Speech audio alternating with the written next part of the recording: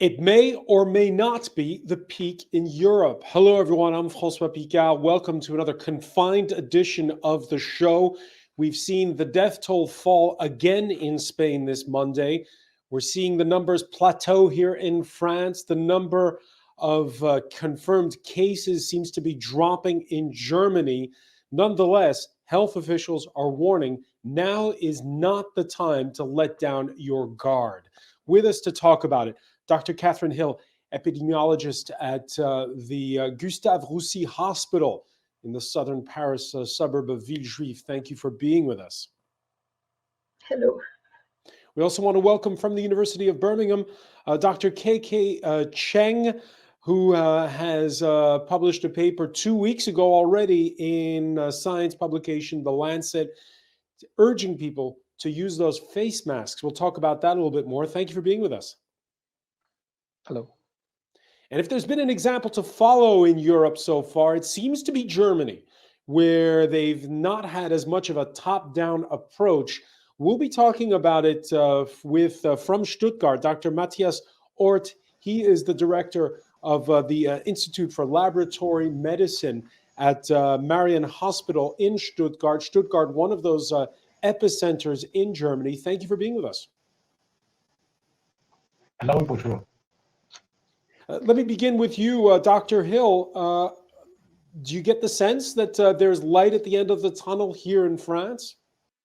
No, the number of new cases is still increasing every day. There are more new cases today than yesterday than the day before, but the increase is not as big. So the epidemic is still rising, but not as fast. So we are far from the end of the tunnel. We heard the health officials last week predict that this Monday would be a peak. I don't know what they are looking at, but they're certainly not looking at the numbers that are on the table. I think they're just hoping, but they're not looking at the epidemic. Where you are, K.K. Chung, in the UK, it was startling this weekend to see the Prime Minister have to be admitted to hospital. There, you began the confinement later. What are the numbers telling you? I think the number of or the rate of increase of cases seems to be sort of not as fast as it used to be, but the number of deaths is still increasing rather rapidly. If one is optimistic, one can see the number of cases perhaps starting to slowly get into a plateau in about a week's time. In about a week's time, so already that's in the future. The healthcare practitioners that you've been speaking with, how are they doing? Well, the biggest anxiety for healthcare professionals is that really the tsunami. They're already seeing some big waves, but the tsunami in terms of hospital admissions and ICU admissions is going to get bigger and bigger, I think. And I think in the next 2 weeks is going to be very, very difficult. Matthias Ort, your reaction?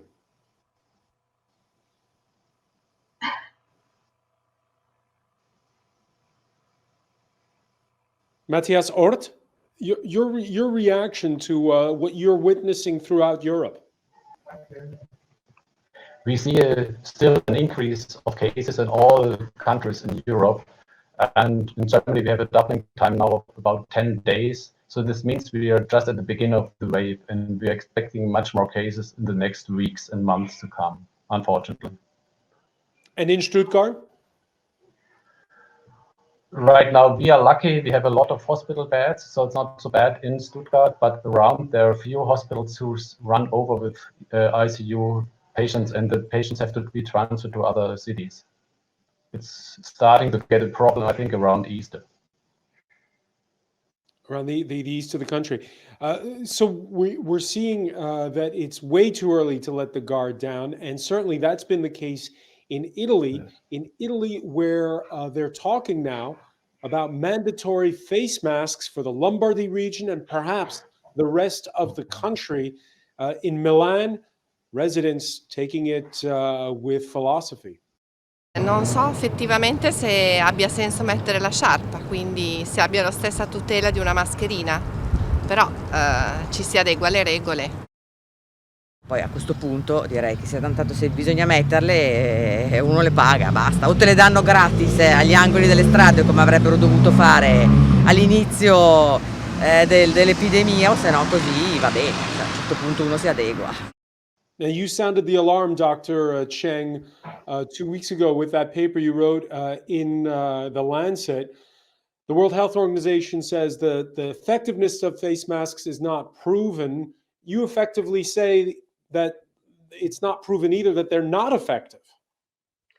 Well, actually, the letter in The Lancet was published on the 2nd of March, and where we actually advocated or asked governments to consider mass masking. Authorities like the WHO and until recently, CDC still insist actually there's no evidence that it would work. But the absence of evidence of effectiveness should not be equated to evidence of ineffectiveness. No one could have done a trial for actually COVID-19. Previous studies were done for flu seasons or pandemic flu, where actually the condition wasn't as bad. And even then, those trials only look at the effects on people who wore masks rather than the effect of mass masking in the whole community to look at the effects. So basically, no one has done clinical trials on this. But of course, evidence should not be just restricted to clinical trials. In the absence of these evidence, we should look at mechanistic evidence. In public health, it's very important basic principle. You prevent sort of source transmission. You limit the source at the infection source or any environmental pollutants rather than doing mitigation. Hand washing is actually a mitigative measure. I'm not arguing that hand washing is not important, but it doesn't make sense actually not to try to reduce droplet transmission. It is especially important because for COVID-19, we know that there's a proportion of people who are infected but without symptoms. On the other hand, they are already transmitting the viruses.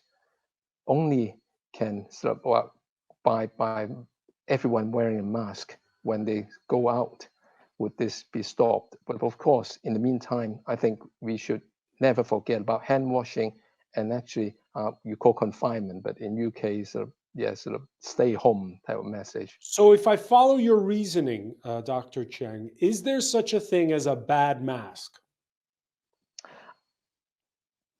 If we ask people to flex the elbow before they cough, if that works, I just can't see why any mask would be less effective. And there's evidence. Actually, I was just watching a video produced by a Japanese university showing that two people, just ordinary conversations like you and I having here, but of course you are not in the room where I'm sitting. They can show actually there's a droplets coming off people's mouth actually when we speak normally. If you sing or shout actually, or cough or sneeze, the droplets would be even more amazing. So I'm not advocating wearing a mask at all time, even when the pandemic is not severe. But at this stage, I think it's bad enough for us to introduce a public health intervention that really should work very well. It's not going to be single-handedly changing everything. As I said, I think staying home and social distancing and washing hands are very, very important. But this is an added tool that is not used in many countries, including the UK. Catherine Hill, you're French like I am. You know, we don't like to take orders in this country. Your thoughts, should it be something that's mandatory? Well, if it's mandatory, it's not going to work. But right now, we've seen in France a completely messy situation with many officials and many medical doctors claiming that masks were useless, that people wouldn't know how to use them, etc. Now they're changing gear and they are saying that masks are useful. People can make masks. Homemade masks are better than no masks. So the reason the government said masks were useless because there was a terrible shortage of masks. And so instead of admitting the shortage and dealing with this problem, they just advertised, communicated that masks were not very useful. And this is just wrong. there are many people, there was a paper in Science last week estimating that half of the contaminations came from a person who was positive but didn't know that he was positive. So these people are walking around, they are cashiers in the supermarket, or they are delivering things to your doors, or they're taxi drivers, or whatever they do. They keep contaminating other people. If they wear a mask, they will reduce the contamination. And if I wear a mask, I reduce my contamination a little bit. But mostly the people who are positive and who do not know that they are positive, who should be wearing a mask. And the solution is everyone wears a mask. And do you agree with KK Cheng that even any mask is okay, even if it's, a bandana that you put over your mouth? Absolutely. We've seen the Surgeon General of the United States showing that you can make a mask with an old T-shirt and 2 rubber bands. And that's much better than nothing. So, yes, keep the FFP3, 4, or whatever for the surgeons and use homemade mask if you don't have access to another mask. And don't steal the mask from the nurses, because right now they have to hide their things in their car because the cars are broken into because people are stealing the mask from the nurses. And the nurses go from home to home and they really need the masks. Are those just isolated anecdotes that have been picked up upon, or has there really been people doing that a lot? Well, I think, yeah. It's only from hearsay, but yes, I believe that. Can I comment on that, François? Sure. I think one of the confusion, one reason why people behave like that is because they think that wearing a mask will protect themselves. If we say to them, look, this is actually you protect others. Yes. And if other people wear a mask, they protect you. If we use it like this, you don't really need a very high spec mask. Actually, I think because of a failure of public health to explain to officials and to the public about masks, it's a very sort of most commonly misunderstood public health intervention. Well, let me ask you, Dr. Cheng, at the outset of this pandemic, a lot of people here, and I'll admit I was one of them, I felt uncomfortable wearing a mask in public. I don't anymore. It's sort of a cultural stigma, if you will. Why is it that in Asia, people it's in their habits, it's in their routines much more, like you say, when they know they've themselves been contaminated? I think actually, the masks, I don't think were invented in Oriental cultures. If you look at the 1918 pandemic flu, you see a lot of American nurses and ordinary people wearing masks, actually. And so I haven't studied the history of mask wearing properly, but it's only a relatively recent phenomenon that even in Oriental cultures, they were wearing masks. You're right, actually, it's a very cultural thing. But if we say to the French and the British people, actually, this is not a selfish act. This is altruistic act. Yeah. And in solidarity, we wear a mask, we beat the virus together. I think that might work. Is it working, Catherine Hill? Right now in France, no. I look through my window, I see many people without masks. They have to make the masks themselves because there are no masks on the market, I think. But I think this idea that you can make your own mask and use it outdoors is not well understood. And the main idea, which is Dr. Chen said, you wear a mask to protect others, hasn't been stated publicly, I think. Dr. Ort, are attitudes changing in Germany easily? I think the challenge is that especially people working are very close to others and they should wear masks to protect their co-workers. We had this in the hospital that there were a lot of people going for skiing, and afterwards these are the people who were infecting our patients. And it's very much about social responsibility to wear a mask in public to protect the others. I think when you go out for walking, it's not so important to wear a mask, but when you go shopping or when you're very close to others, then it's very important to wear a mask to protect the others. I want to get back to what we said at the outset, which is perhaps we're seeing signs that confinement is starting to work. And we said again at the beginning, it's not the time to let down your guard. Now, it's raining this Monday in the French capital. However, Sunday was gloriously sunny, and we saw lots of people out in the streets jogging or walking, more than we had in previous days. That's raised alarm bells with a lot of people. Same over in the UK. The health secretary there, speaking to the BBC, said that if people don't practice social distancing in a responsible fashion, they may have to close parks. Let's listen to Matt Hancock. So I say this to the small minority of people who are breaking the rules or pushing the boundaries. You're risking your own life and the lives of others, and you're making it harder for us all. We've included exercise as one of the things that you can leave your house to do, because exercise is good for our physical and our mental health. But please do not bend or break this rule. We can't rule out further steps, but I don't want anyone to think that any changes to the social distancing rules are imminent, because the vast majority are following the rules.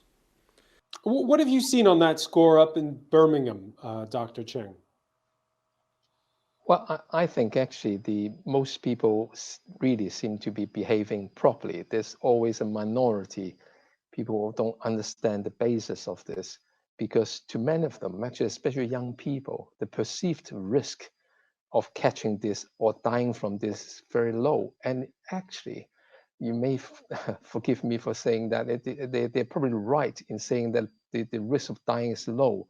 So we must level with people and say that really you are doing this not to protect yourself primarily, is you're doing this to protect others. And otherwise the society would collapse. And when the society collapses, everyone would suffer as well, including those young people. I think this argument or this logic really has to be made, because the risk of dying among young people is indeed very, very low from this. But we see young people in ICUs, because there are so many young people who catch the virus, that even a small proportion of them getting into ICU and dying, you will see quite a big number. Quite a big number. One reaction that we heard, I'll put it to you, Catherine Hill. One reaction that we heard to the remarks of the UK Health Secretary was from one of the Labour opposition leaders, Angela Rayner. She said it's all right for people who've got big houses and huge back gardens to say what the Health Secretary said, but that if you live confined in a tiny apartment in an urban area, I'm paraphrasing here, you can't just close off parks and tell people not to go outside eventually. Your thoughts on that? Well, it's true that being confined in a small apartment with young children is a very big strain. But on the other hand, what's the option? I mean, you can go out for a short time, and there's no other way. You have to do it. In Paris, the parks are closed, I think. I live by the river. The banks down are closed too. And so they did close the parks because there would be too many people on a Sunday day. So no, people have to stay home. It's very unfair to people who have small apartments. And there are many small apartments in Paris with children, and the parents are trying to work online and take care of the kids at the same time. It's a very tough time for everybody. What do you do? What do you do when you're the government in a case like this?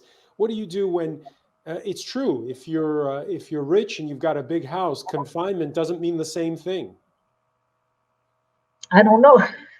I do not know. The main problem would be, the problem is even worse than that right now in France, because there are many people who are diagnosed as positive, probably with COVID-19. Some of them tested, most of them untested. They are not sick enough to be hospitalized, so they are sent back to their homes where they are going to infect their family. So we have a terrible shortage of tests, and there's a lot of in-house contamination. So this is a very bad situation. And it's even worse if the house is very small. If you have several rooms and the person who is ill can be totally isolated, assuming they know how to do it well enough, and use the bathroom at different sides and clean it in between, etc. It's difficult. It's very difficult. When can we expect tests here in France? I don't know. I have absolutely no idea. No idea. Let me ask you about this, Dr. Matthias Orts, because Germany is decentralized. France is very top down. In Germany, you didn't wait for Berlin to give you orders to start your own tests. So essentially, each lab who was capable to do the test started testing right away. And right now, there are about 250 labs in Germany able to perform these tests, and there are about 60,000 tests run a day. Some from smaller labs and some labs running a few thousand tests a day. And I think this is this heterogeneous situation is very important because there's a shortage on most reagent kits. And so if everybody does a different test, the chance is high that 1 out of 3 labs is able to do the testing. It's only with this decentralized and very heterogeneous situation that we can perform so many tests. Just from How's it working specifically in your lab?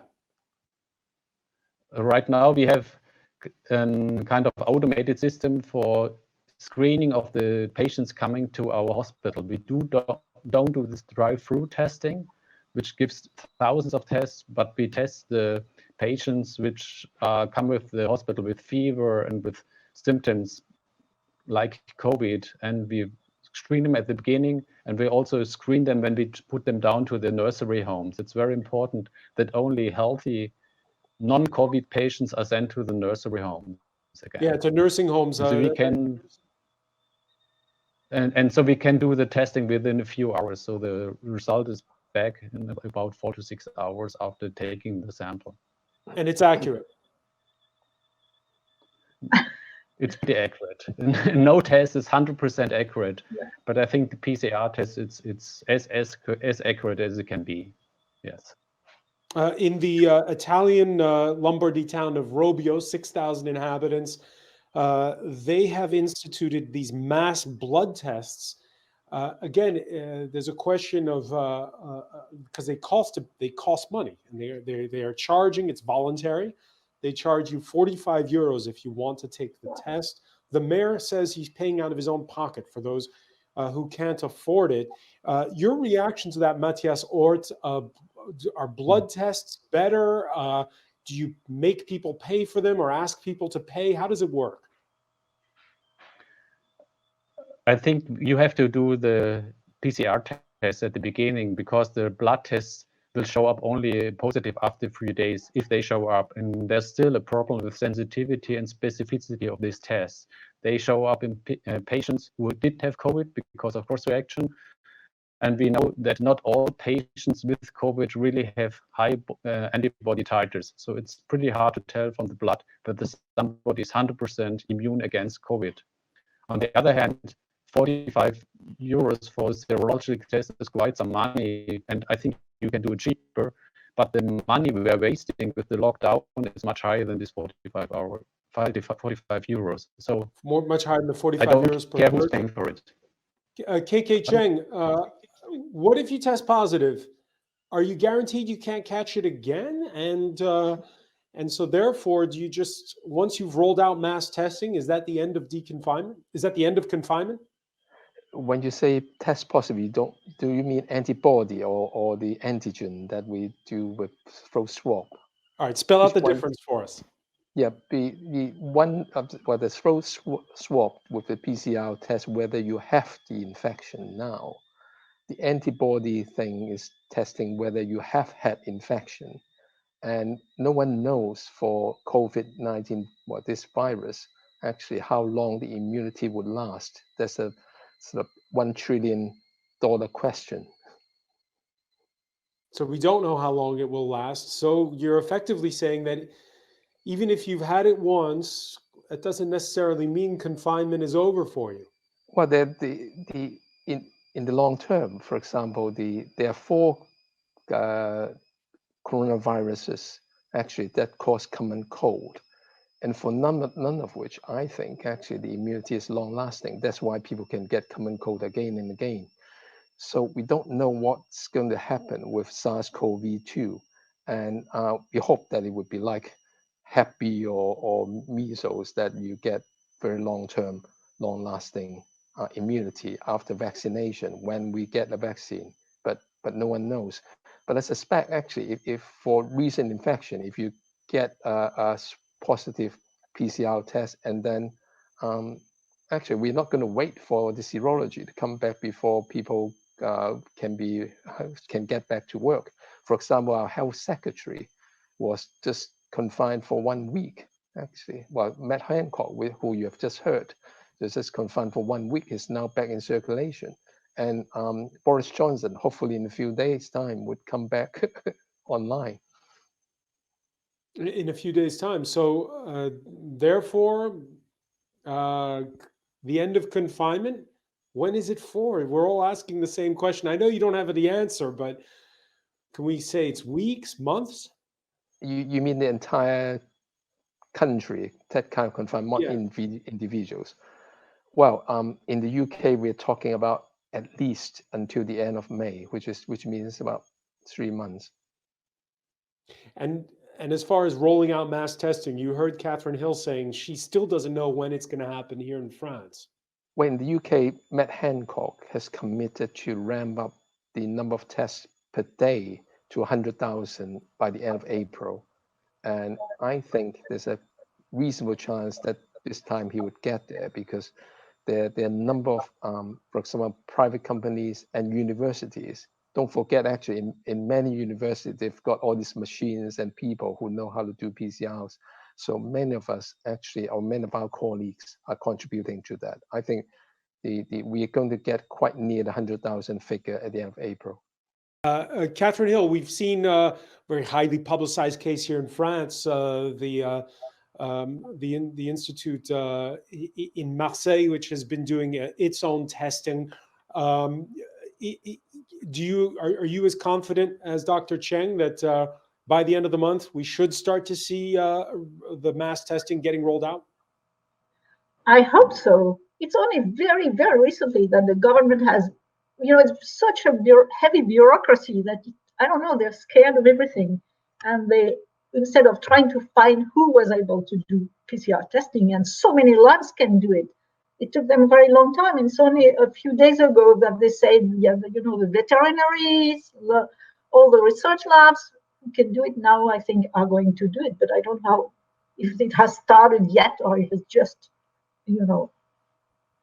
something that was said by the government. But is this calling into question the whole French model? You heard Dr. Ort describe the decentralized fashion in which it works among Germany's 16 states. You've heard Dr. Cheng talk about how private healthcare facilities in the UK, including universities like the one he works at, have been doing their work. Is the French model changing in the face of this pandemic? It would be good, but I'm not sure. It should change, because there could have been many more initiatives earlier instead of waiting. And I'm not quite sure how much it has started.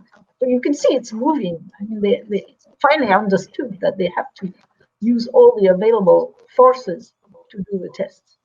All right, it's moving. We'll try to leave it on that positive note. Catherine Hill, I want to thank you so much for being with us from Paris, KK Cheng in Birmingham in the UK, and Matthias Ort with us from Stuttgart in Germany. Thank you for being with us here in this confined edition of the France 24 debate.